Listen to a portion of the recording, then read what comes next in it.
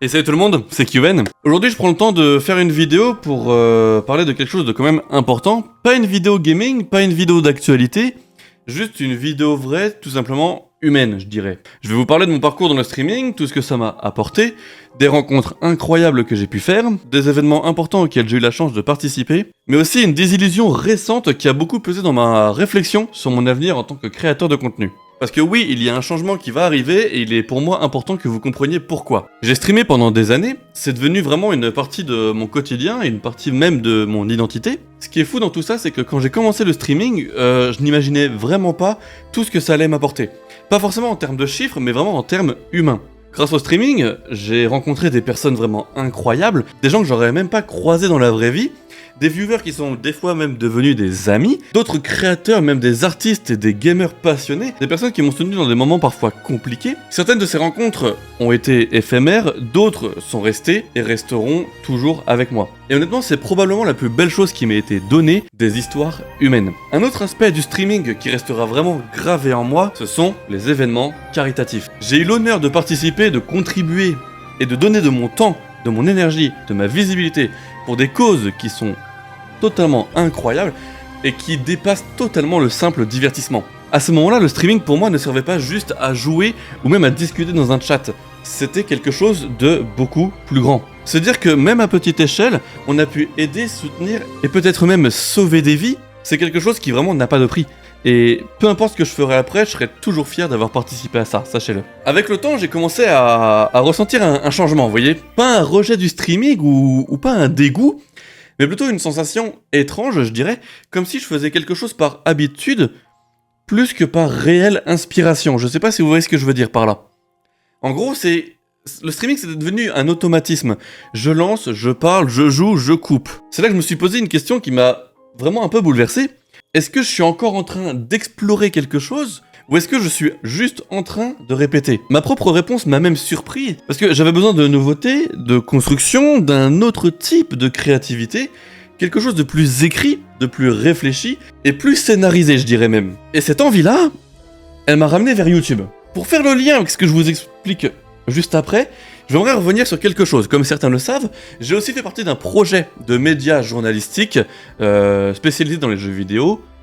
Le nom du projet, c'était Game Plus. À la base, c'était une opportunité qui me motivait énormément. Participer à un média, parler jeux vidéo, travailler avec d'autres personnes passionnées tout comme moi, et construire quelque chose tous ensemble d'ambitieux. Sur le papier, vraiment, c'était une expérience géniale.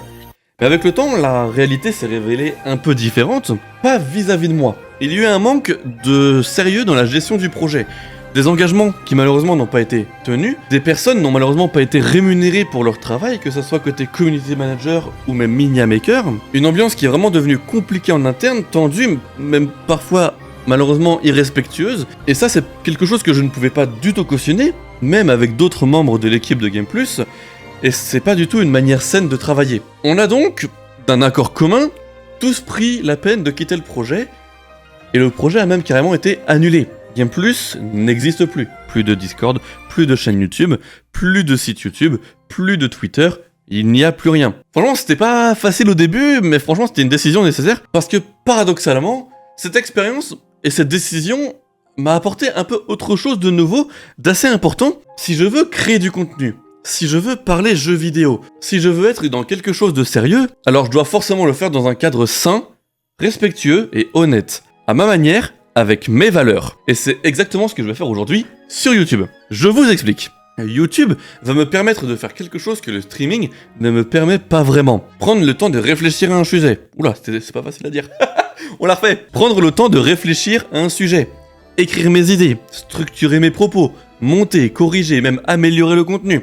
Construire une vraie identité éditoriale. J'ai envie de parler d'actualité de jeux vidéo, j'ai envie de parler de l'industrie, j'ai envie de faire des analyses, des explications et des formats un peu plus construits. Pas juste vraiment du live, pas juste du moment présent, je veux créer des vidéos qui restent dans le temps et surtout, je veux être fier de ce que je poste une fois que c'est fini. Et par rapport à ça, je tiens à être clair sur un sujet. Le streaming, la chaîne twitch.tv/QVN, KYUVE2N, trait du bas, j'ai oublié comment il s'appelle, ça ne s'arrête pas.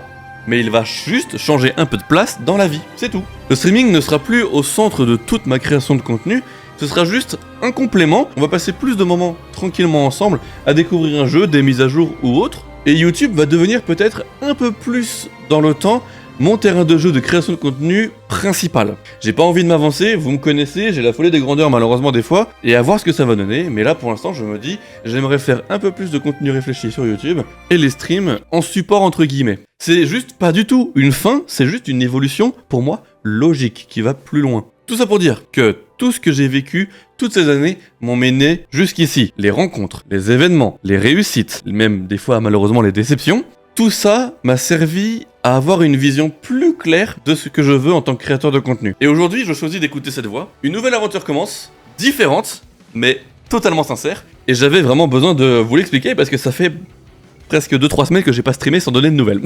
Bien sûr, je garderai toujours mon côté à moi. Je ne serai pas un robot en train de lire un speech, un texte, un script. J'ai perdu le mot exact, mais je crois que dans les 3 mots, c'était le bon. Bref, vous avez toutes les explications. C'était Qven, à très bientôt.